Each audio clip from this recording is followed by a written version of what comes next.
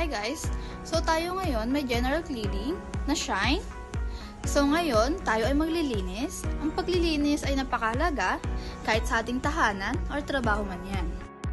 Malaking bagay ang paglilinis or shine sa ating buhay, lalo na sa ating workspace. Ang paglilinis, pagwawalis or pagpupunas ay dapat nating i-maintain araw-araw para panatilihing maayos, presentable at malinis ang ating lugar, lalo na sa ating workspace. At hindi lang ito para sa mga empleyado, ito ay para sa mga customer, bisita, o kahit sino pang dumadaan sa ating workspace. Ito ay mahalaga na malinis ang ating paligid upang mas maengganyo ang mga tao o ang mga customer at mas komportable sa kanila na magtanong o tumingin sa paligid, lalo sa ating mga display at brochure. Kaya dapat i-maintain natin ang paglilinis or pag-shine sa ating paligid.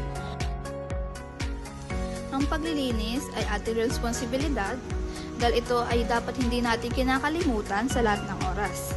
Para sa ating kalusugan, kalinisan, maganda at presentable, mas magaan, mas mabilis at mas maayos ang ating trabaho.